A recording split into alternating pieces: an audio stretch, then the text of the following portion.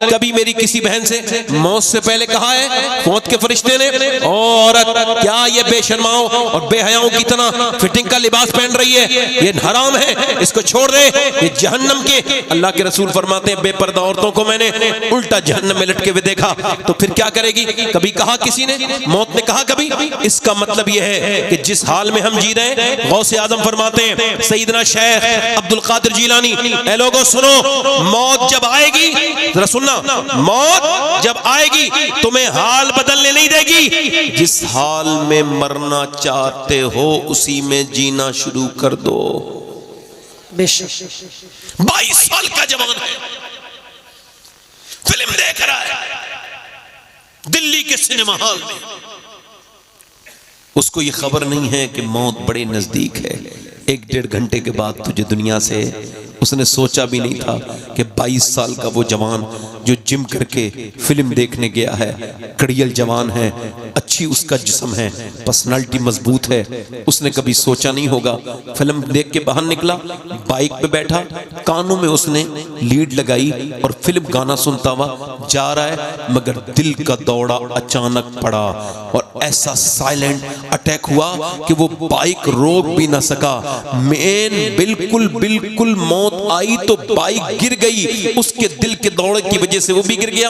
अब लोगों को लगा ये एक्सीडेंट है, मगर वो दिल का दौड़ा था। खैर पुलिस का केस बन गया। वो जो समझता था थोड़ी देर के बाद अपने कमरों में जाऊंगा, फिर जाके पंखे के नीचे बैठूंगा, फिर वो मोबाइल में रीलें रोल करूंगा, उन्हें चलाऊंगा, फिल्म देखूंगा, नहीं नहीं नहीं, वो अपने घर ना जा पाया, वो पोस्टमार्टम हाउस चला गया और उसकी लाश पड़ी है। और अब जब उसके चीरने वालों ने यहां से सिलेंडर डाला, यहां से पूरा डालते, यहां से पूरा ये फाड़ दिया, ऐसे करके पूरा जवान के जिस्म को, वो कड़ियल जवान के जिस्म को, जो अपने जिस्म को देख के वो तस्वीरें डालता था कि देखो मेरी पर्सनालिटी, आज उसका ये फाड़ दिया गया, सर को उसके यहां से खोल दिया गया। अल्लाह अकबर। फिर ऐसे सुए से, मोटे मोटे सुए से उसको सी दिया गया और फिर काली पन्नी में लपेट शपेट के भेज दिया गया। नबी पाक फरमाते हैं जब मुर्दे का हाथ पकड़ा जाता है गुस्ल देते वक्त, तो वो कहता है ओ मुझे गुस्ल देने वालों जरा आसानी करो मेरे गुस्ल में, तुम्हारे हाथ पकड़ने से मुझे तकलीफ होती है, अरे जरा आसानी नरमी बरतो, मुझे बताओ जब हाथ उठाने से तकलीफ होती है, जब पोस्टमार्टम होता होगा तो कितनी तकलीफ होती होगी। अल्लाह अकबर। दुआ किया करो। मैं तो सफर में रहता हूँ, दिन रात दुआ करता हूँ मेरे करीम मेरे रहीम, मुझे जब मौत आए तो मालिक पोस्टमार्टम वाली मौत से बचा लेना, बस अपने महबूब के सदके से मदीने में मौत देना। ये आपने जिंदगी से इतनी मोहब्बत क्यों कर ली? क्या तुमने मरते हुए लोग नहीं देखे? उसकी लाश को फिर उसके घर पहुंचा दिया गया, माँ बहनें रोई, मगर रिश्तेदार जल्दी कर रहे थे, बहुत देर हो गई, कामों पे जाना है, जल्दी दफन करो। काफी देर हो गई, वहां से लेके वहां गए, अब पूरे 2 दिन हो गए, हम अपने कामों पे लौटने, जल्दी से जनाजा निकला, बहनें चीखती भी रह गई, माएँ चीखती भी रह गई। कितने जनाजे निकल गए इस दुनिया से और सब निकलते चले जा रहे हैं, मगर दुनिया में मस्त हैं हम, हमें भी मौत। अब सुनो, उसको कब्र में दफन करके जब वापस लौटे तन्हाई में 22 साल का नौजवान, अब जरा गौर करो, उसकी आंख खुली है। नबी पाक फरमाते जैसे ही आंख खुलती है लौटते हुए देख सुनता है आवाजें पांवों की और कहता है कहां चले मेरे दोस्तों, कितनी रातें तुम्हारे साथ गुजारी थी, आज थोड़ी देर तो रुक जाओ, कब्र की मेरी पहली रात है। मगर कोई नहीं रुकता, न रिश्तेदार रुकते, न कोई भाई रुकता, न कोई बच्चे रुकते, कोई वापस पलट के भी नहीं जाते। जिसके लिए दुनिया के सारे काम किए वो औलाद तो कब्र पे फातिहा पढ़ने के लिए भी नहीं जा रही है। एक सवाल ये कर रहा हूं, ये जो तकरीर कर रहा है ये भी एक दिन उसी कब्र में होगा जिसका ये जिक्र कर रहा है, तो क्या इस तकरीर करने वाले को डरना नहीं चाहिए? तो फिर सुनने वालों को क्यों नहीं डरना चाहिए? आप सबसे एक सवाल करना चाहता हूं मेरे दोस्तों मेरे भाइयों, अब जब मौत के इंतकाल के बाद जब अंदर फरिश्ते आए और जब हुजूर आए होंगे उसकी कब्र में, और जब फरिश्तों ने पूछा होगा इनके बारे में बता, तो उसने क्या कहा होगा? कैसे आंखें उठाई होंगी हुजूर को देखने के लिए? उन आंखों से वो कैसे देखेगा? कैसे देखा होगा? कहां से हिम्मत लाया होगा? जिन आंखों से थोड़ी देर पहले वो थिएटर में एक गंदी बुरी फिल्म देख रहा था, क्या हो गुजरी होगी? आपसे पूछना चाहता हूँ, उसको शर्म नहीं आई होगी कि मैं हुजूर का चेहरा देख रहा हूँ? कल है दीदार का दिन, आज यहाँ आंख बेकार है, क्या होना है छुप के लोगों से किए, जिसके गुनाह वो खबरदार है, क्या होना है। जब मेरी बहनें, जब मेरी बेटियां फिल्मी और फिल्मों में और थिएटरों में, अल्लाह का शुक्र है अगर आपकी बच्ची नेक है तो फिर वो मुसलमान बच्चियों के बारे में सोचो, क्या ज़माना बदल गया। बुर्के वाली बच्चियां आज थिएटर के बाहर बीट दे रही हैं, बाहर आवाज़ बात कर रही हैं और बता रही हैं फिल्म कैसी थी। ये बताओ, जब गैर मुस्लिमों के साथ मुसलमान बच्चियां और जब उनकी बाइकों में घूमने लगे तो क्या वो कभी नेक बच्चा दे सकती हैं ज़माने को। एक सवाल आपसे कर रहा हूँ, मेरी देखो, अगर यही आंखें गंदी लेके बंदा मर जाए तो फिर क्या होगा बताओ। अच्छा, कोई कितने लोगों को कलमा पढ़ा रहे हैं, लोग कलमा नहीं पढ़ पा रहे हैं, है ना। ऐसा हुआ है नहीं हुआ, होता है कि नहीं होता है, होता है। क्यों? एक सहाबी रसूल हैं, उनका नाम है अलकमा, उनकी रूह नहीं निकल रही है, कलमा नहीं पढ़ पा रहे। सरकार गए, सहाबी हैं, सहाबी के पैर की धोबन के बराबर नहीं हो सकते हम लोग। कोई गौस कुतुब अब्दाल हो, सहाबी की बराबरी नहीं कर सकते। मगर ये एक मशीयत है, नसीहत के लिए वाक़या बयान कर रहा हूँ। और ये वाक़या है, हुजूर ने फरमाया या रसूलल्लाह कलमा, हुजूर ने कलमा पढ़ाना चाहा। हालांकि हमारा अकीदा ये है नबी मुख्तार कुल हैं, जिसको जो चाहें अता कर दें। सरकार दो आलम ने, नूर मुजस्सम ने, रहमत आलम ने पढ़ाना चाहा कलमा, मगर उसने कलमा नहीं पढ़ा। हुजूर ने फरमाया इसकी माँ को बुलाओ। अब ज़रा कोई बीबी का गुलाम बैठा हो तो ज़रा कानों का रुई वुई हो तो निकाल ले, और अपनी ये 20-25 साल की ज़िंदगी पर अपनी माँ को जलील करने वाला कोई बैठा हो तो ज़रा कान खोल के सुने, ताकि उसको बताऊं मैं कि मकाम माँ का क्या है। मेरी तरफ देखो, अब सुनो। हुजूर ने बुलाया, फरमाया क्या तुम नाराज हो? तो कहा नाराज हो। अब ये तो आपने सुना होगा मां नाराज है, अब ये सुना है कि क्यों नाराज थी, अब ये सुनाने के लिए पूरा वाक़या बयान किया जी। हुजूर ने फरमाया क्यों नाराज हो? भाई तुम नाराज हो, ये कलमा नहीं पढ़ पा रहा है, अब इसको माफ कर दो। नहीं, फरमाया क्यों नाराज हो, ताकि लोगों को पता चले कि अल्लाह इससे नाराज क्यों नाराज हो। मारा है, मैं मिसाल के तौर पर, नहीं मारा था, नहीं गाली दी थी, नहीं धक्का मारा था मां को, नहीं तेज आवाज से बोला था, नहीं क्या किया है? या रसूल अल्लाह, ये अपनी बीबी को मुझसे ज्यादा इज्जत देता है।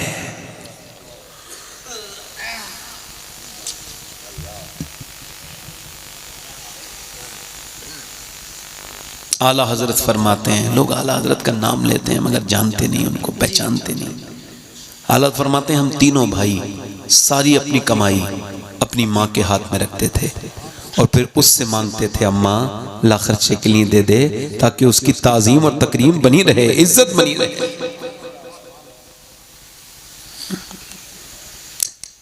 आज माँ मर जाए तो रोते हैं लोग। एक साहब रो रहे थे, मैंने कहा यार मेरे हिसाब से तो तुमने ही अपनी माँ को मारा है और आज कब्र पे रो रहे हो। बोले कैसी बात कर रहे हो? मैंने कहा तुम टेंशन ना देते थे, वो ब्लड प्रेशर की मरीज़ा थी, तुम उसे बार बार परेशान करते थे और तुमने उसको इतनी अजियतें दी कि उसके दिमाग की नस फट गई और वो दुनिया से चली गई, और आज तुम रोने आए हो। माँ को तुमने आसानी नहीं दी।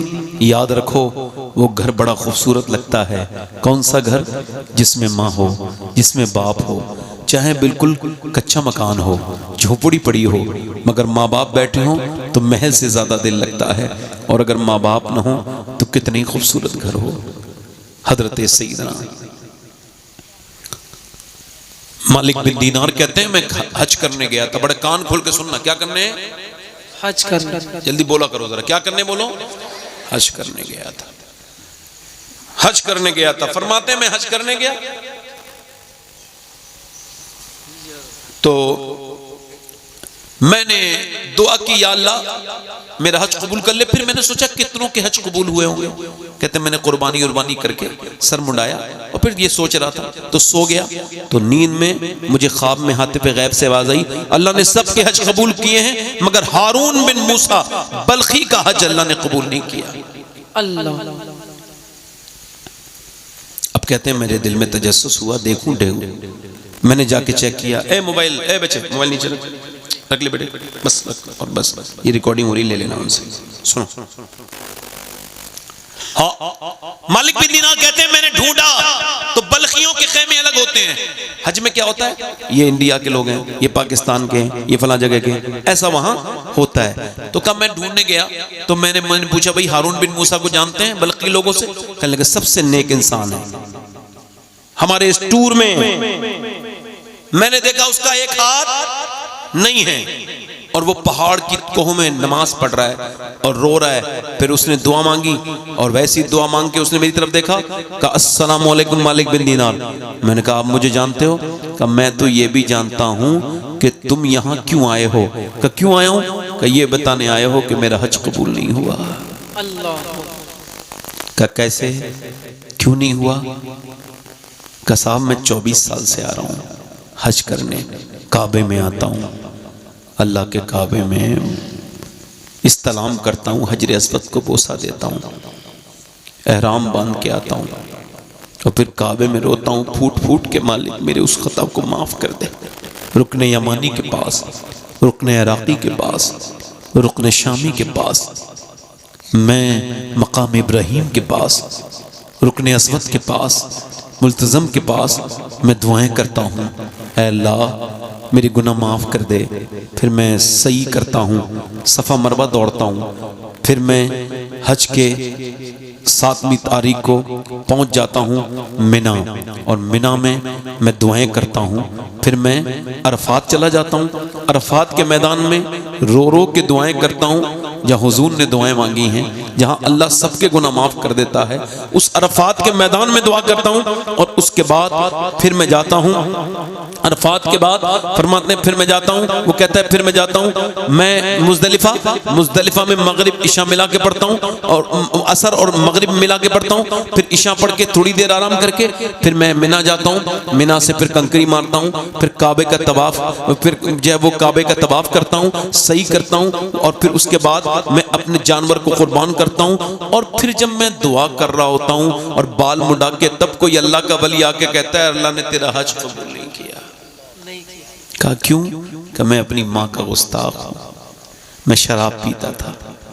अगर कोई शराब पीता है ना तो वो सिर्फ अपना नुकसान नहीं करता, वो अपने बहन भाइयों की खुशियाँ भी उसमें मिला के पी जाता है, वो अपने बच्चों की इज्जत भी मिला के पी जाता है। उसके बच्चों को लोग ताने देते हैं ये शराबी का बच्चा है, उसके बाप को लोग ताने देते हैं इसका बेटा शराब पीता है, उसकी माँ को औरतें ताने देती हैं इसका बेटा शराब पीता है। वो शराबी कहता मैं शराबी था, दोस्तों ने बिगाड़ दिया। वो कहते मैं करीब गया ना अपनी माँ के, रमजान के महीने में वो रोटी बना रही थी बैठ के तंदूर पे, मैंने कहा अम्मा मुझे रोटी दे दे। उसने कहा तुझे शर्म नहीं आती, एक तो रोजा नहीं रखता और शराब पी के तेरे मुंह से बदबू आ रही है और मुझसे रोटी मांगता है। कहते हैं मुझे गुस्सा आ गया और मैं शराब के नशे में था, मैंने एक जोर से जन्नाटेदार हाथ अपनी माँ के मारा। कहते जैसी मारा ना वैसे ही मेरी माँ अल्लाह अकबर कहते वो गिर गई और उसी तंदूर में फिर वो जलने लगी और मैं बेहोश हो गया, मुझे भी कोई होश नहीं। कहते मुझे उठा के अंदर कब डाला मुझे नहीं पता। और सुबह को जब मेरी बीवी जा रही थी मैंने कहा कहाँ जा रही हो? कहा मैं माँ के कातिल के साथ नहीं रह सकती। कहा मेरी माँ मर गई? कहाँ मर गई? कहा तुमने बताया क्यों नहीं, मैं जनाजे में शरीक हो जाता। कहा तेरी माँ ये कह के मरी थी कि उसको मेरा जनाजा न पढ़ने देना जिसने मुझे जला के मारा है। कहते मुझे होश आया और मैंने अपना हाथ उसी वक्त काट दिया और फिर तब से लेके अब तक हर साल हज करता हूँ, आता हूँ फिर रोता हूँ कि मालिक मुझे माफ कर दे, मगर अल्लाह मुझे माफ। कहते हैं मैंने उसके मुंह पे थप्पड़ मारा, माँ को मार के हज करने आया है। कहते मैं लेट गया, हुजूर का दीदार हुआ। ऐ मालिक बिन दीनार तूने डरे हुए को फिर से डरा दिया। या रसूल अल्लाह माँ का गुस्ताख है, अल्लाह उसको माफ कर देगा। हुजूर ने फरमाया माँ के सदक़े से माफ करेगा। क़यामत के दिन हुजूर फरमाते हैं, क़यामत के दिन अल्लाह फरमाएगा, उसकी माँ कहेगी मालिक मेरी क्या खता थी, इसने मुझे जला के मारा था, मेरे मालिक अब मेरा इंसाफ कर। अल्लाह के बारगाह में दावा करेगी। अल्लाह फरमाएगा जहन्नम में डालो। फरिश्ते घसीटते हुए इसको लेके जाएंगे हारून बिन मूसा को, तो ये पलट के देखेगा, अल्लाह अकबर कहेगा माँ, नहीं सुनेगी। ओ मेरी माँ, नहीं सुनेगा। फिर कहेगा ओ मेरी माँ। माँ कहेगी क्या बात है? कहा एक बार मेरा हाथ जल गया था बचपन में, तू तड़प गई थी, मैं तेरा बेटा हूँ, 9 महीने तेरे पेट में रहा हूँ, आज जहन्नम में फरिश्ते लेके जा रहे हैं, मुझे माफ़ नहीं करेगी? तो माँ के दिल में अल्लाह रहम डालेगा, तो कहेगी मालिक मेरे बेटे को माफ़ कर दे, मैंने अपने बेटे को माफ़ कर दिया है, उसे जहन्नम में न डाल। तो अल्लाह फरमाएगा उसने तुझे जला के मारा था, तड़पा के मारा था। हाँ मालिक मारा तो था, मगर है तो मेरा लाल, मेरा बेटा है, मेरा लाडला है, तू इसको माफ़ कर दे। ओ यार माँ तो बड़ी बरकतों वाली है, और आज अपने बाप से ज़बान लड़ाते हो, बाप के सामने बदतमीजियाँ करते हो।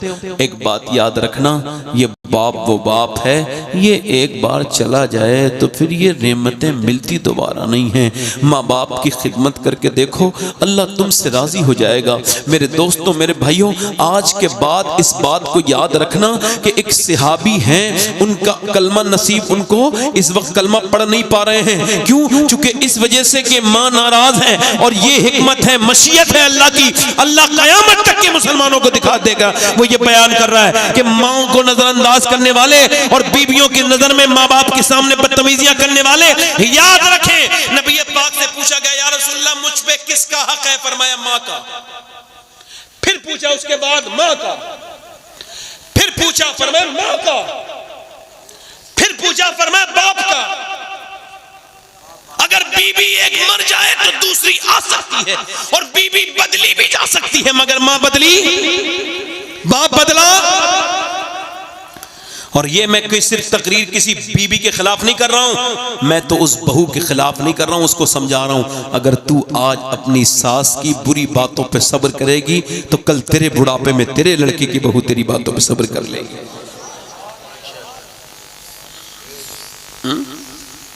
आज तवज्जो करें, जरा गौर करें। हुजूर ने फरमाया आग लगाओ।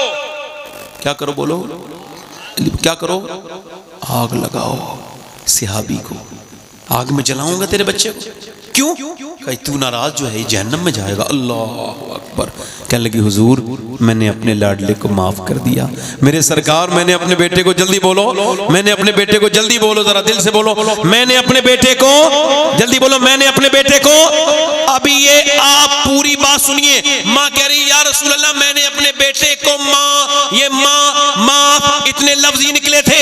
उधर माँ माफ कर रही थी, उधर बेटा बेहोशी में कलमा पढ़ रहा था, और दुनिया को अल्लाह की तरफ से ये ऐलान हो रहा था कि जब तक माँ नाराज थी तब तक अल्लाह नाराज था।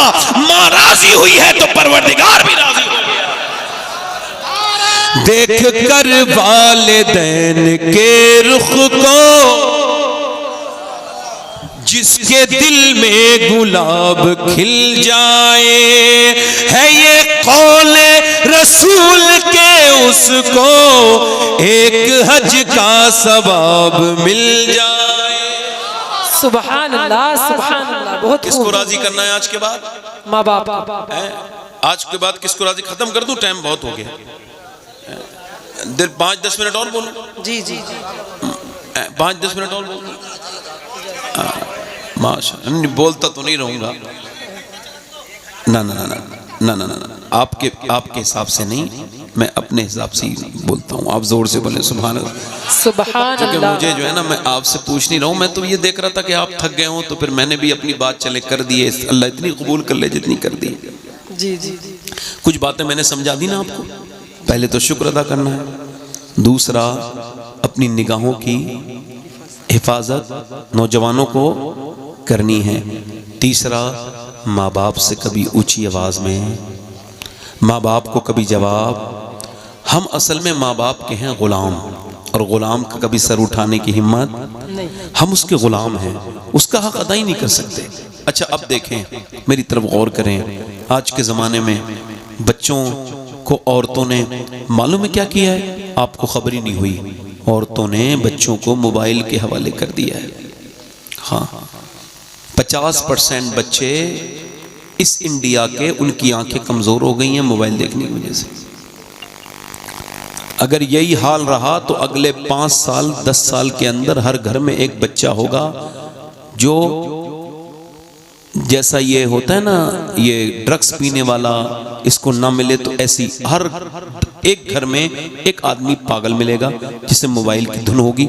मोबाइल दे दो, आप देखो। आप मेरी बहनें अपने बच्चों पे जुल्म कर रही हैं, हम तो बताने वाले लोग हैं भाई, बच्चे भी आपके हैं, औलाद भी आपकी है, नुकसान भी आपका होगा, आपकी मर्जी है। बच्चों को तड़पते हुए देखो आप इंटरनेट पे, मोबाइल नहीं दे रहे हो तो मछली की तरह तड़प रहे हैं और अस्पताल में पड़े हैं और मोबाइल देख रहे हैं। वो कुछ उनके समझ में नहीं आ रहा है।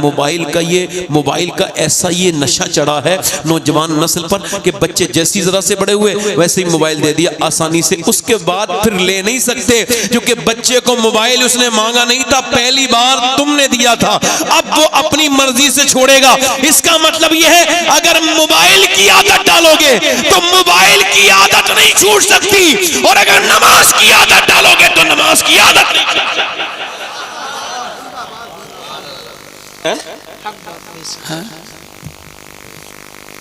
आज बच्चों की साथ ये कैम्ब्रिज यूनिवर्सिटी कहती है औरतें जो अपने बच्चों को मोबाइल देती हैं रोते वक्त, ये मोबाइल नहीं देती हैं, ड्रग्स देती हैं, जहर दे रही हैं अपने बच्चों को। भाई हुजूर का मिलाद मनाना भी जरूरी है, और ये भी जरूरी है कि हुजूर बातें क्या लेके आए दुनिया में। बेशक आने वाले की शरीयत मानना भी तो जरूरी है। हुजूर ने फरमाया मोमिन वो है जो मेरी शरीयत पर अपनी तबीयत को माइल कर ले, यानी इसकी तबीयत शरीयत के खिलाफ कभी ना हो। अच्छा आप मुझे बताइए, मेरी बच्चियां, मेरी बहनें, मेरी बेटियां, आजकल ज़माना है आप देखिए शादियों में जा कर के, मगर आप देखें ये तो बच्चियां, इनका हाल है, मगर अल्लाह का शुक्र है, ये बात आपसे कह रहा हूँ, आज भी हमारी बहुत सी बहनें ऐसी हैं जो पर्देदार हैं, बाशर्म हैं, मगर अब एक नया फैशन ये है कि शादियों में दुपट्टा तक नहीं ओढ़ रही हैं मेरी बच्चियां, मेरी बेटियां, उनको इससे बोझ लग रहा है। यानी एक दुपट्टा उनको अपने बालों पे रखने में, और उनको शादियों में खास तौर से ये सब करती हैं बेहुदा, बेशर्माई और बेगैरती के साथ। मैं अपनी बहनों से ये समझाना चाह रहा था कि मेरी बहनों, मेरी बेटियों, कल क़यामत का दिन होगा, हुजूर की लाडली बेटी सैयदा फातिमा तो ज़हरा होंगी, और आपसे पूछेंगी तो क्या जवाब दोगी? मौला अली फरमाते मेरी शादी हुई। किसकी शादी हुई? हाँ, हुजूर ने अपनी बेटी को रुखसत किया, तो कहते मैं हुजूर की बेटी को देख के रोने लगा, तो मेरी दुल्हन थी, तो कहने लगी शादी वाले दिन आप क्यों रोते हैं, क्या गम है कोई?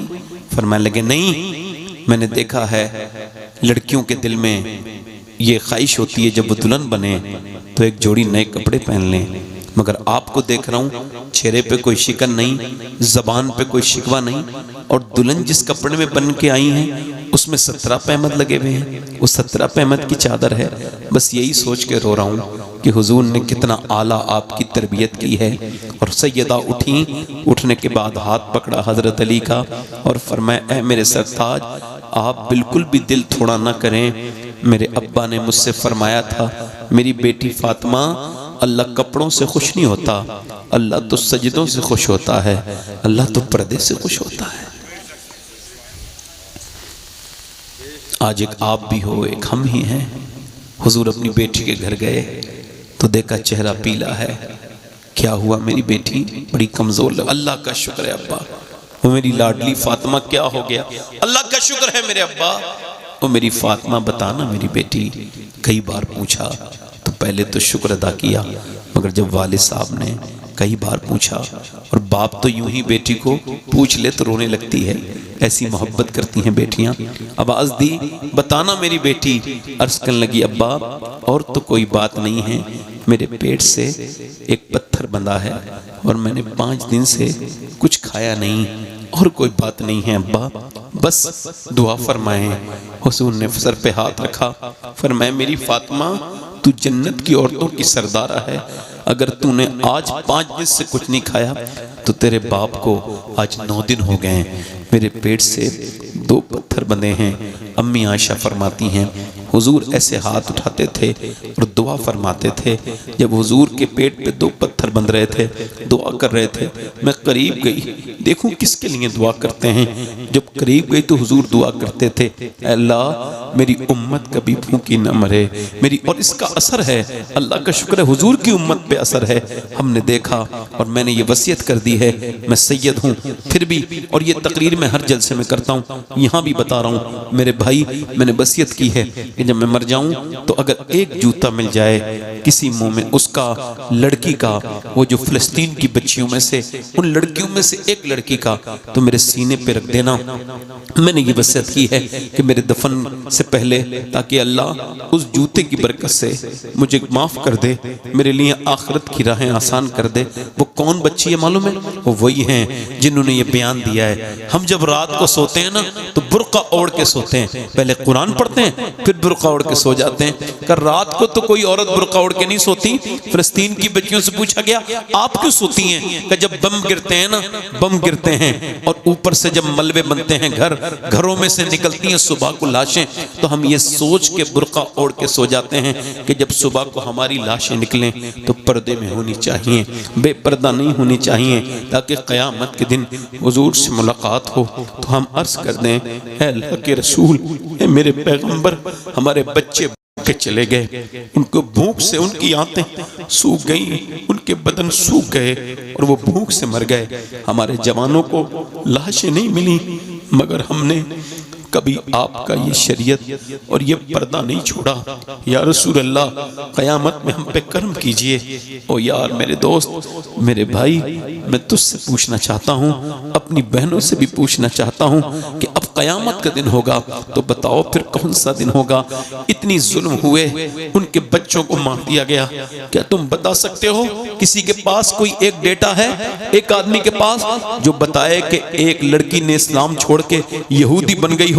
चलो डर में इस्लाम छोड़ दो, नहीं सबने जाने तो दे दी, इस्लाम नहीं छोड़ा। और आज ये जो मुसलमान लड़कियां इस्लाम छोड़ रही हैं, आज ये खबरें जो आ रही होंगी ना आपके पास भी, मेरे पास भी आ रही हैं, मगर मेरी नजर में वो लड़कियां मुसलमानों के घर पैदा जरूर हुई, मगर उन्हें इस्लाम को समझा नहीं। इस्लाम को समझ सकती है, वो जान दे सकती है, मगर ईमान नहीं दे सकती। डॉक्टर इकबाल कहता है, एक खातून जो कि तुर्की में गई और वो थी ईसाई, उसने एक किताब खरीदी वहां से, वो इस्लामी किताब थी हुजूर सैयदा खतीजतुल कुबरा के बारे में, सैयदा अम्मी आयशा सिद्दीका के बारे में, और सैयदा कायनात खातून जन्नत सैयदा फातिमा ज़हरा के बारे में। अब वो से पढ़ते पढ़ते खुद ही मुसलमान हो गई।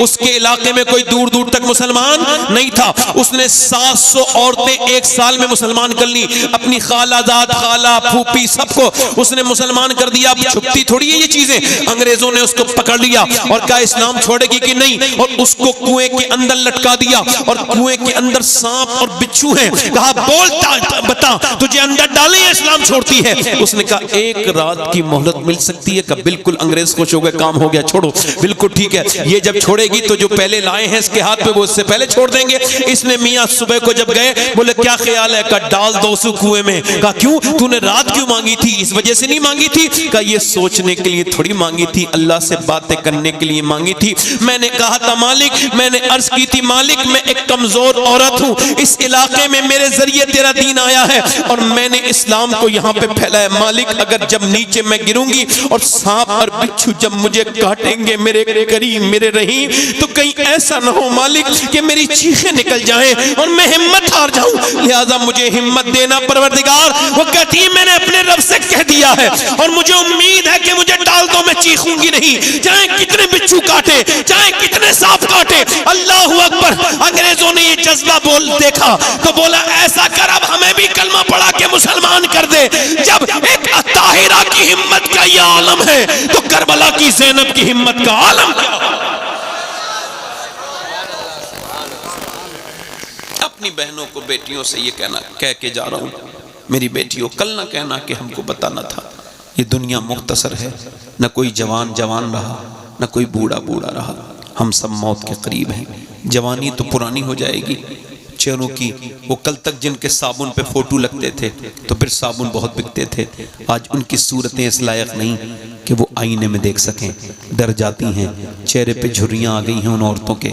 मगर यही तो कहता हूँ, गुनाह रह जाता है और उम्र बढ़ जाती है, ऐसी ज़िंदगी नहीं। एक आखिरी बात मेरी ये है, एक औरत है, बहुत गौर से सुनना, आखिरी बात है, ज़ीस्त की आखिरी हिचकी है, गौर से सुन, जिंदगी भर का खुलासा इसी आवाज़ में है, आसानी से सुनना। एक औरत है, बहुत खूबसूरत है, हजरत सैयदना मूसा के ज़माने में बनी इसराइल में, इतनी खूबसूरत जो उसे देखता है देखते ही रह जाता है। और वो बिगड़ गई, फिर वो गलत रास्ते पे चली गई, और फिर कोई नवाब और कोई उस इलाके का बड़ा आदमी ऐसा न था कि उसके पास ना आया हो। उतनी मालदार हो गई कि उसने बड़ा सा घर बनाया और दिन में बैठती थी, लोगों की, ग्राहकों की बातें लिखती थी और बताती थी फला रात में आना, फला रात में आना। एक दिन एक नेक आदमी गुजर के जा रहा था, उसकी नज़र भी उसी औरत पे पड़ गई। और हज़रत मुजद्दिद फ़सानी फरमाते हैं, जिना की शुरुआत कहाँ से होती है? सुनो, कहते हैं आंखों से होती है। आंखें देखती हैं, दिल पसंद करता है और शर्मगाह इस फेले बद को कर जाती है। अल्लाह के रसूल फरमाते हैं, अल्लाह फरमाता है, हदीस कुस्सी है, अल्लाह फरमाता है, महबूब अगर मैं जानी को माफ़ भी कर दूं, जिना करने वाले को जन्नत भी दे दूं, फिर भी उसे जन्नत में अपना दीदार नहीं कराऊंगा। वैसे अल्लाह माफ़ करने वाला है, मेहरबान है, माफ़ करने वाला है, माफ़ी मांगो उससे। सुनो, वो 1 महीने तक कहता रहा, या अल्लाह उस औरत का ख्याल मेरे दिल से निकाल दे। 1 महीने तक उसके दिल से ख्याल उसका निकला नहीं। और फिर वो क्या करता रहा, 1 महीने के बाद सारा ज़मीन उमीन बेच के उसके पास गया, बोले लो ये पैसे रखो, कौन से दिन आना है? फला दिन आ जाना। ये फला दिन गया, रात का वक्त था, वो पहुंचे, दुल्हन बन के बैठी थी, बेहतरीन इत्र लगाए हुए, आगे गया, बात करते करते इसने उसके हाथ लगाना चाहा तो हाथ इसका कांप गया। इसने हाथ पीछे किया और ये फिर रोने लगा। उसने कहा, क्या हुआ? कहा मेरी तबीयत बिगड़ रही है, मैं जा रहा हूँ, ये बुरा काम नहीं करूंगा। कहा सही बता वरना मैं तुझे जाने नहीं दूंगी। कहा सही सुनना चाहती है? कहाँ? कहा तो सुन, सही बात यह है कि जब मैं रात को सजदा करता हूँ तब भी अल्लाह मुझे देखता है, और आज मैं तेरे जिस्म से खेलने आया हूँ तब भी अल्लाह मुझे देख रहा है, तो मैं अपने रब के सामने बेहयाई नहीं कर सकता, जा रहा हूँ। ये कह के फूटता हुआ रोकर निकल गया। वो तो गया मगर उस औरत के दिल में वो बीज बो गया तौबा के। कहने लगी, मालिक एक रात आया था, हाथ तक नहीं लगाया, और मैंने तो कितनी लड़की और कितने मैंने बर्बादी की है, कितने गुनाह किए हैं। किसी ने कहा जा मूसा अलैहि सलाम तकरीर कर रहे हैं वहां, उनसे जाके पूछ ले, वो तुझे बताएंगे तौबा कैसे करनी है। जब गया ना बताने वाला, उसने जब उसका नाम लिया बीच मजमे में, तो हजरत मूसा ने, अब बीच में नाम नहीं लेना चाहिए था ऐसी औरत का, तो वहां का मैं इससे बात करूं, भगाओ उसे, भगा दिया, चली गई।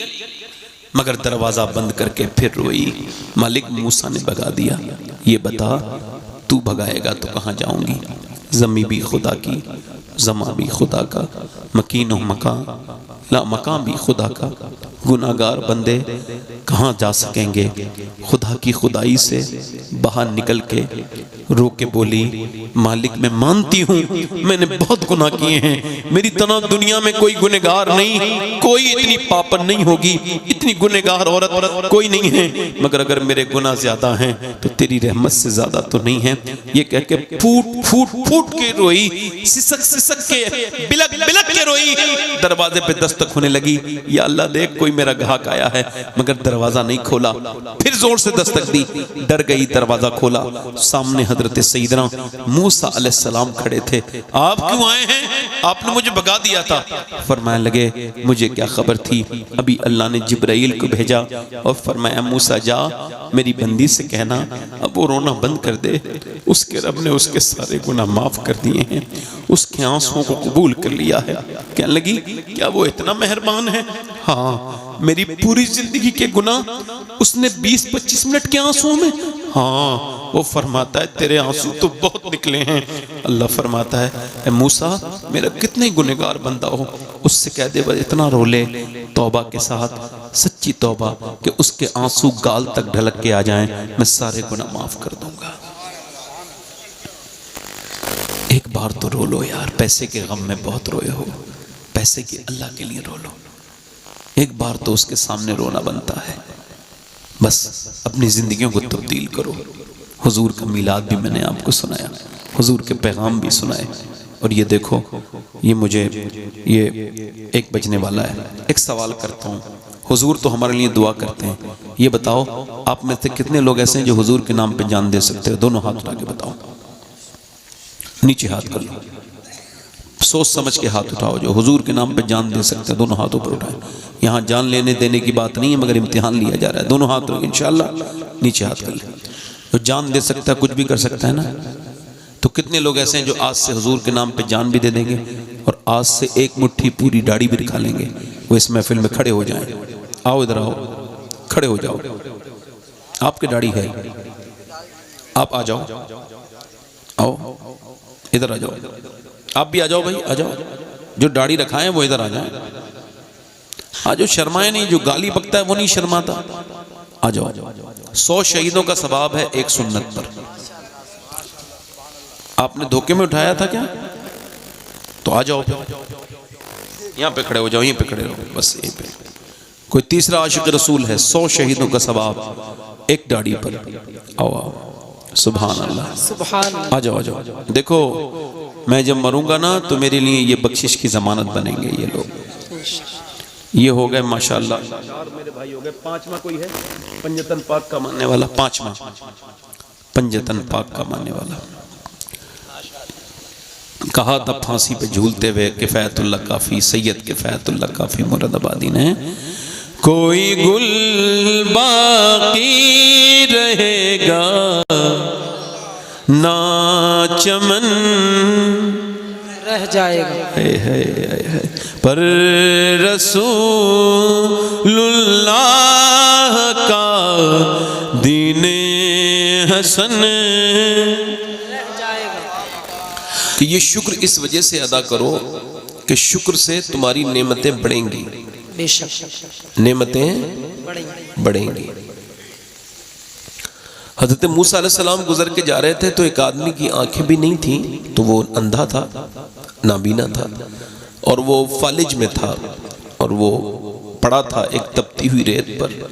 उसकी ज़बान हिल रही थी, तो आपने अपने कान करीब किए और पूछा, देखा तो आवाज़ आ रही थी, या अल्लाह तेरा शुक्र है, या अल्लाह तेरा शुक्र है, या अल्लाह तेरा शुक्र है।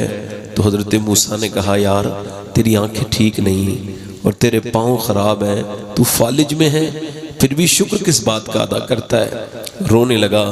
मूसा, अल्लाह ने मुझे शुक्र वाली ज़बान अता की है, उसी का शुक्र अदा कर रहा हूँ। सुभान अल्लाह। शेख सादी कहते हैं, मैं गुजर के जा रहा था तो मेरे पाँव के जूते टूट गए, और जब टूटे तो उसमें रेत गर्म थी, तो ज़मीन पर चलने की वजह से मेरे पाँव में छाले पड़ गए, और मैं जब आगे चला तो वो मुझसे चलना मुश्किल हो गया और ज़ख्म हो गए।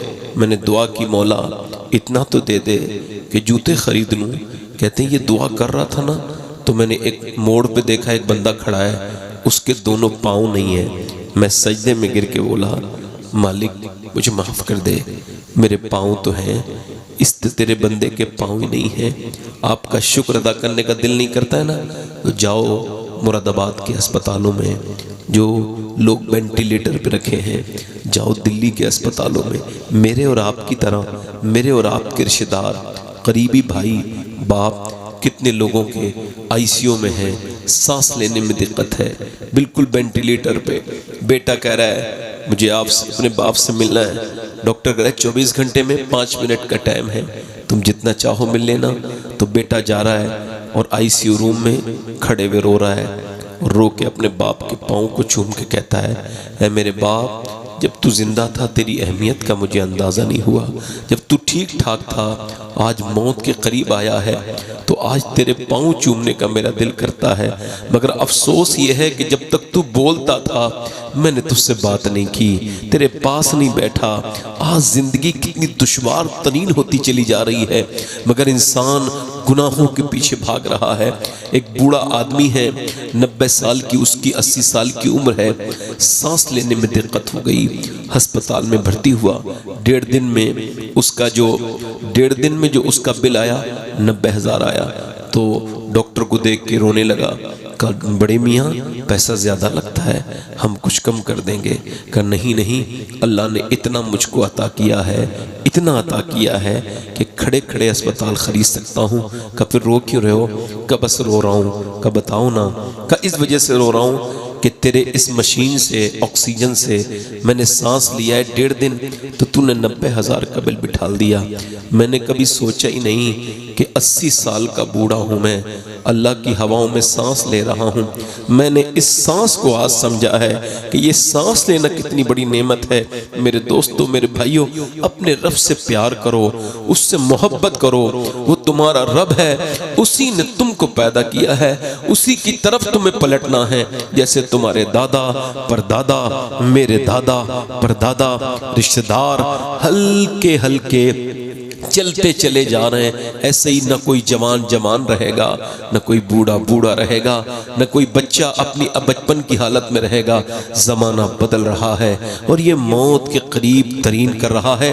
लिहाजा शुक्र का बेहतरीन तरीका यह है कि मियाँ बीबी अपने आंगन में बैठ जाएं और खाना खाने के बाद शाम का शौहर से कहें काम कैसा चल रहा है? अल्लाह का शुक्र है। तो फिर वो कहे अल्लाह ने बड़ा ही नवाजा है। तो शौहर और बीबी दोनों कहे हाँ हम इस लायक नहीं थे, मगर अल्लाह ने बड़ा ही नवाज दिया है। ऐसा करेंगे तो अल्लाह फरमाता ला इन शकरतुम ला अज़ीदन्नकुम, तो मेरा शुक्र अदा करो, मैं तुम्हारी नेमतों को और बढ़ा दूंगा। सुभान अल्लाह, नारे तकबीर। बड़ी मेहरबानी आपकी, बड़ी मेहरबानी। अब सुकून रहने दीजिए लोगों को, बहुत देर हो गया हाथ नीचे ऊपर करते हुए, सुकून से बैठा रहने दीजिए। अब मेरी बात सुनिए, आप थक जाते हैं बेचारे। अब मेरी बात सुनिए, ये कहना कि गर्मी बहुत हो रही है, इससे गर्मी कुछ कम होगी? बताओ, कुछ कम होगी? सर्दी बहुत हो रही है, कुछ लोगों को काम ही कोई नहीं, दिन भर मौसम पे काम करते रहते हैं।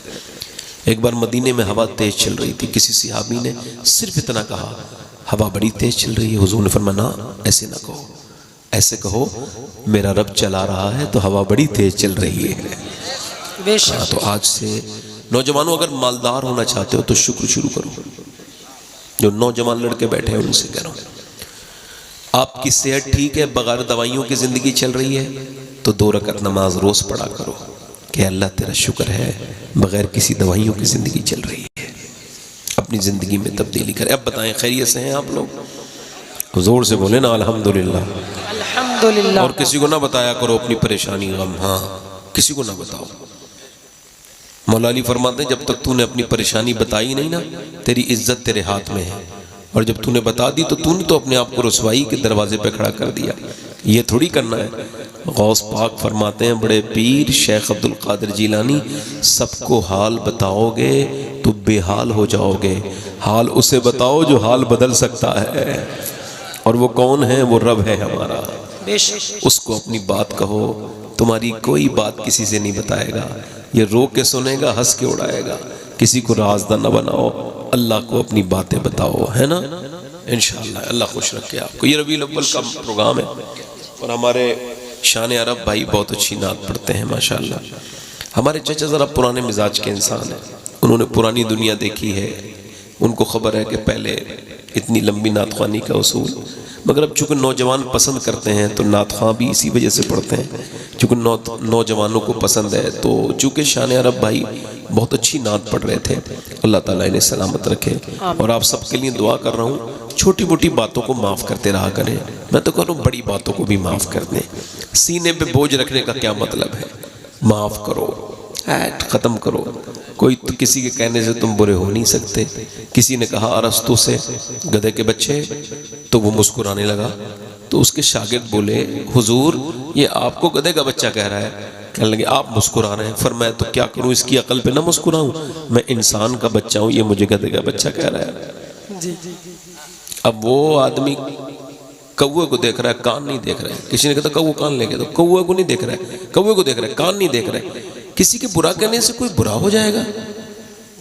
और अगर कोई मेरा दोस्त है जो मेरी बुराई मुझे बता रहा है, तो अगर उसने कोई ऐसी बात बताई है जो मेरे अंदर बुरी है, तो मैं उसे खत्म कर लूंगा और उसका शुक्रिया अदा करूंगा, भाई तूने बड़ा करम किया, मुझ पे मेहरबानी कर, जिंदगी में आसानी करो अल्लाह ताला से। अब आप बताइए, 1-2 शेर मैं भी पढ़ दूं? जी बिल्कुल। माशाल्लाह आप इतने अच्छे लोग हैं, इतने सुकून से बैठे हैं। ये सुकून। अच्छा ये बताओ, इतनी देर जो 10-5 मिनट मैंने बात की है, आपके दिलों को सुकून हुआ? हुआ दिलों को सुकून? अल्लाह अकबर। अल्लाह आपके दिलों को और बरकत वाला बनाए। आमीन। और मेरी बहनें, आप भी और आप भी, ये मेरा 1 महीने तक फार्मूला करके देख लो कि कोई रोज शुक्र अदा करो, या अल्लाह मेरे हाथ सलामत है, तेरा शुक्र है। किसी बगैर हाथ वाले आदमी को देखो, या अल्लाह मेरे हाथ सलामत है, तेरा शुक्र है। किसी की टांग में कोई दिक्कत है, तुम कहो या अल्लाह मेरी टांग सलामत है, तेरा शुक्र है। तुम्हारी आंखें ठीक है, वो उसका शुक्र अदा करो। उसकी नेमतें इतनी हैं, मैं और आप गिन नहीं पाएंगे।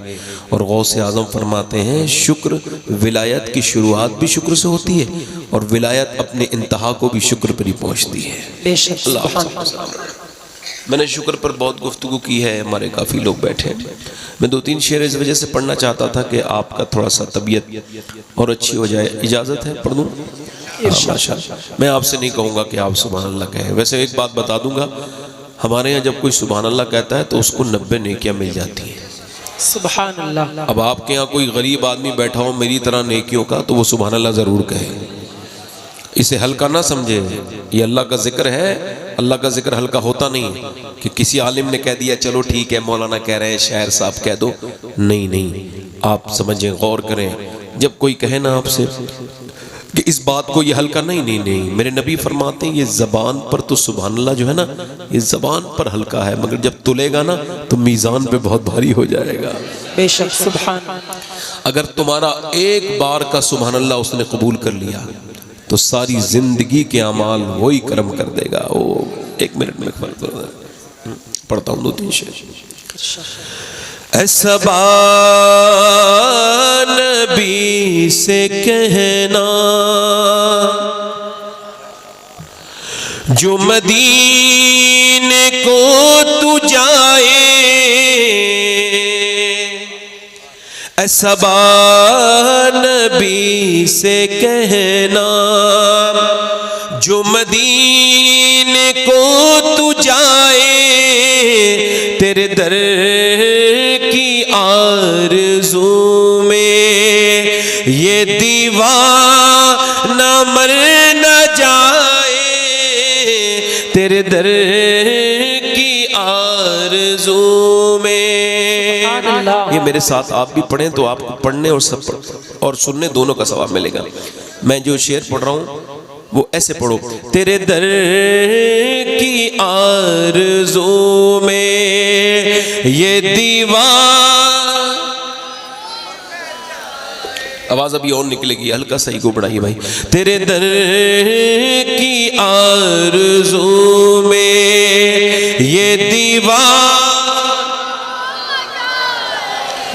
ये दीवाना मर न जाए, तेरे दर की आरज़ू में ये दीवाना मर न जाए, और तेरे गम में काश सरवर मेरी जिंदगी ये गुजरे, तेरे गम में काश सरवर मेरी जिंदगी ये गुजरे, और मुझे मौत भी जो आए तेरे शहर ही में आए, मुझे मौत भी।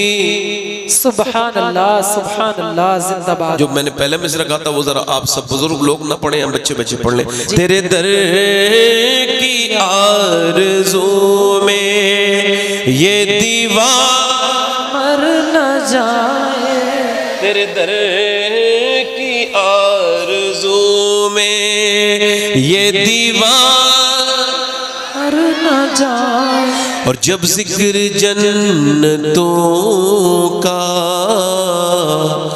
वाइज के लब पे आए, जब जिक्र जन्नतों का वाइज के लब पे आए, तो तेरे आशिकों को आका तेरा शहर याद आए।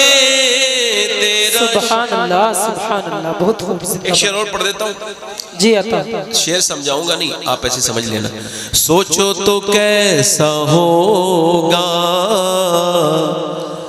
जज्बा अबू बकर का, सुभान अल्लाह। सोचो तो कैसा होगा जज्बा अबू बकर का, कांधों पे मुस्तफा को जो गार पे चढ़ाए, कांधों पे मुस्तफा। बेशक बेशक, सुभान अल्लाह सुभान अल्लाह। हज़रत अबू बकर सिद्दीक हुजूर को हिजरत वाली शब 5,500 फीट पर अपने कांधों पर हुजूर को बिठाल के लेके गए। सुभान अल्लाह। यानी 5.5 किलोमीटर। और आला हजरत फरमाते हैं बीच में कहीं सांस भी नहीं लिया। वाह वाह, क्या बात है, सुभान। हजरत उमर कहते थे यार सारी नेकी ले लो अबू बकर मेरी, मगर वो जो गारे हिरा वाली नेकियां हैं उनमें से एक रात की नेकी दे दो। सरकार की नजर का ये हाल है उमर का, बेशक सरकार की नजर का ये हाल है उमर का। वो जिधर जिधर से गुजरे शैतान भाग जाए, वो जिधर बेशक बेशक, हक बात। और ये शेर मैं किसके लिए पढ़ रहा हूँ, ये शेर समझ जाना, आपकी आजमाइश है दिमाग की। जिसे मुस्तफा दुआ दे आबे दहन लगा दे, सुभान अल्लाह सुभान अल्लाह। जिसे मुस्तफा दुआ दे आबे दहन लगा दे, फिर शेर वो खुदा का खैबर उखाड़ आए, खैबर उखाड़ आए, सुभान। एक शेर और पढ़ देता हूँ फिर तकरीर शुरू करता हूँ। हमारी बहनों को बेचारियों को आजकल नमाज पढ़ने का वक्त नहीं मिल रहा है। हालांकि देखो मेरे भाइयों, उनको नमाज पढ़ने का वक्त तो नहीं है, मगर गीबत उबत करने के लिए भी कहीं ना कहीं से खींचतान के 10-5 मिनट निकाल लेती हैं। मतलब कहीं ना कहीं से बेचारी, चूंकि मेहनत करनी पड़ती है इस वजह से, तो नमाज का टाइम नहीं है। हालांकि सीरियल भी देख लेंगी, नाटक भी देख लेंगी, मोबाइल भी चला लेंगी, मगर वक्त बेचारियों के पास नमाज का नहीं है। तो क्या करें बेचारे, उनके लिए एक शेर पढ़ रहा हूँ, जरा जोर से बोले सुभान अल्लाह। सुभान अल्लाह। बेटी वो मुस्तफा की, बेटी वो कितनी अजीम तर है, बेटी वो मुस्तफा की कितनी अजीम तर है, जो इशाम में सर झुकाए और फज्र में उठाए। सुभान अल्लाह सुभान अल्लाह। इशाम में सर झुकाए और फज्र उठाए।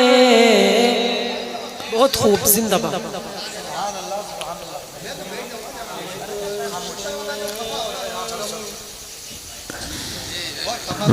सुभान अल्लाह।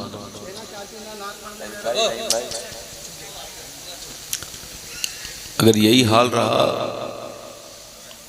ए भाई मोबाइल वाले भाई कहाँ जा रहे हो? अच्छा टेलीफोन आ गया, बैठ जाओ बैठ जाओ बैठ जाओ। आशा नहीं, असल में ये जो मोबाइल है ना, हाँ ये भी बीमारी है। हाँ हाँ हाँ हाँ, देखो एक मिसाल एग्जाम्पल के तौर पे बता रहा हूँ। ऐसे मोबाइल से चूंकि मिसाल देनी है तो मोबाइल दो। मोबाइल है मेरा, जब मैं बाथरूम में जाता हूँ तो उसको साथ में लेके, ठीक ठीक, जब खाना खाता हूँ तो इसे एक तरफ, सोता हूँ तो उसको बंद, ठीक। अभी मैं इस मोबाइल का मालिक हूँ जी। और जब ये मुझे बाथरूम में भी ना छोड़े, मस्जिद में भी ना छोड़े जी। और ये खाना भी ना खाने दे, तो अब ये मेरा मालिक बन गया। जनाजे में भी आदमी, अरे थोड़ी देर तो मरना है, थोड़ी देर तो बंद कर ले इस आफत को। जी। इसने कितने बच्चे बिगाड़ दिए, कितनी बच्चियां बिगाड़ दी इस मोबाइल ने। एक शेर पढ़ता हूँ। हिंदी हूँ मैं मुसलमान, लोगों में शान अरब भाई आप मुस्कुराओ वरना जलसा ये काम कबूल नहीं करेगा अल्लाह। आपका दिल तो नहीं टूटा है? हाँ वो बड़े हैं, चचा हैं, कह दिया सुभान अल्लाह, कोई बात नहीं है। बड़ों की तो जूतियां अपने सर पे रख लिया करो, सुभान अल्लाह सुभान अल्लाह। हिंदी हूँ मैं मुसलमान,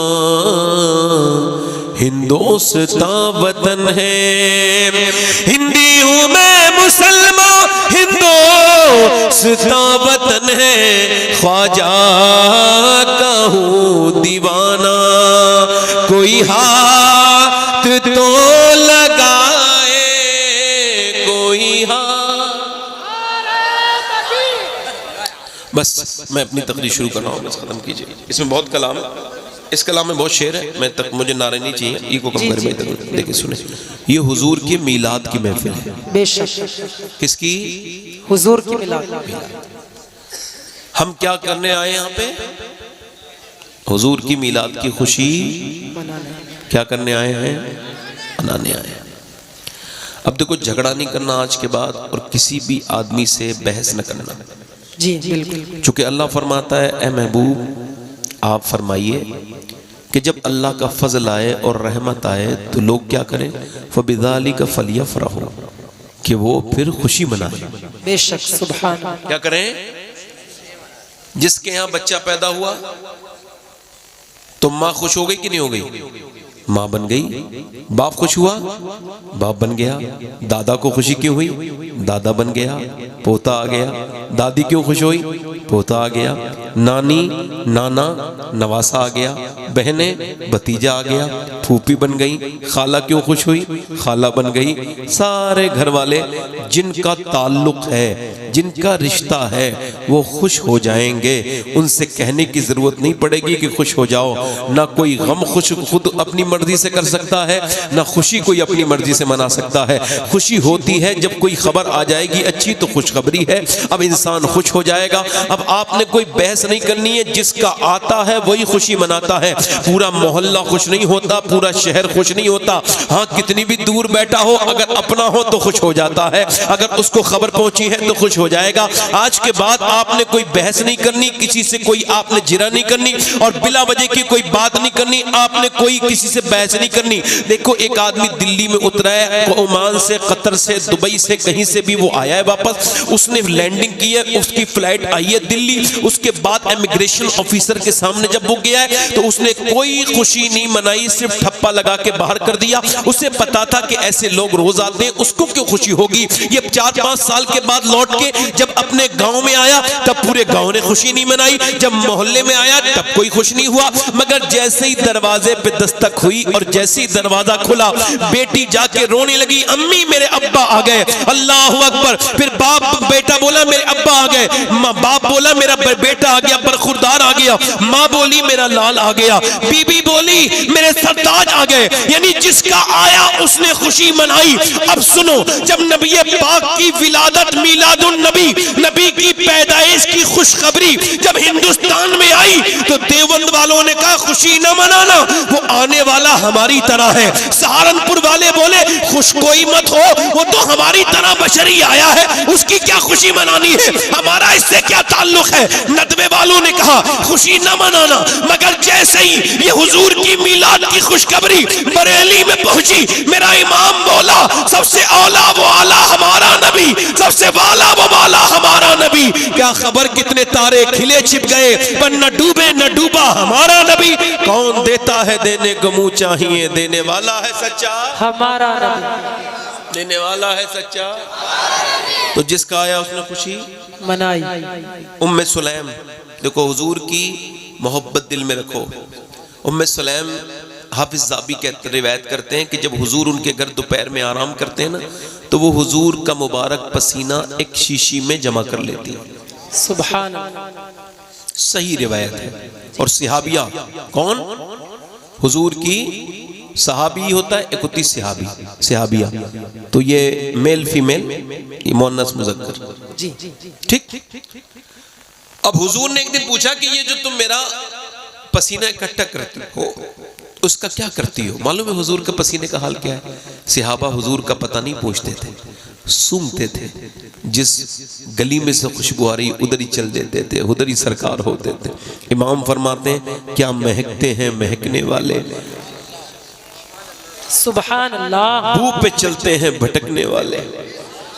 हुजूर ने फरमाया क्या करती हो मेरे पसीने की, क्या करती हो मेरे पसीने का? कहा या रसूल अल्लाह, यहाँ कोई अस्पताल थोड़ी है, डिस्पेंसरी नहीं मदीने में, जब हमारे बच्चे बीमार हो जाते हैं ना तो कोई मेडिकल थोड़ी है।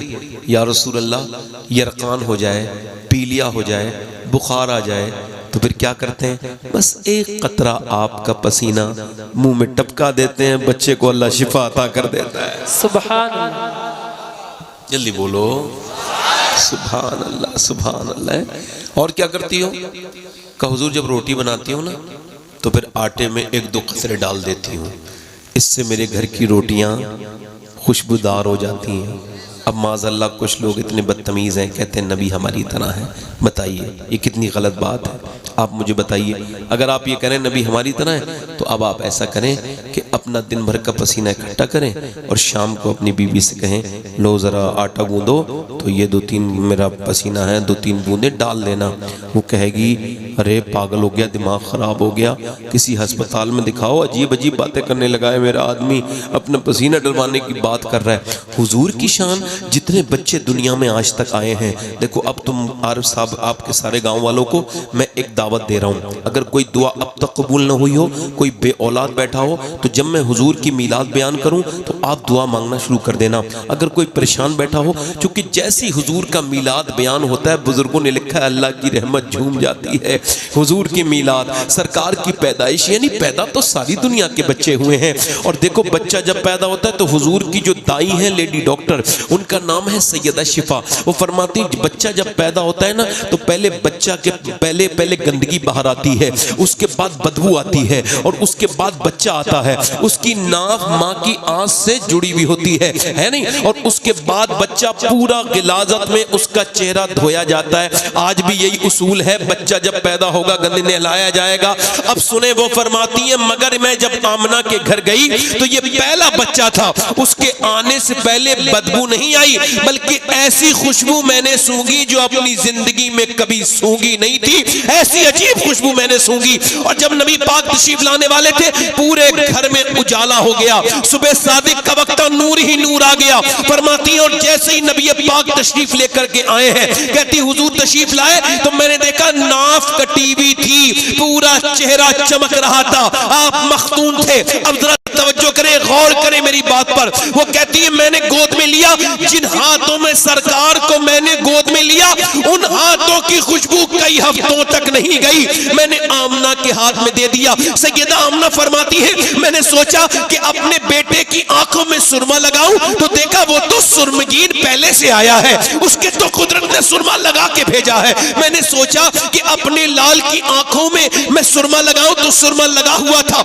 मैंने सोचा कि अपने बेटे के बाल सवार दूं तो मैंने देखा उसके बाल तो कुदरती तौर से सबरे हुए थे। जब मैं उसे देखने लगी तो हातिफे गैब से आवाज आई, आमना मेरा महबूब संवरने के लिए नहीं आया, संवारने के लिए आया।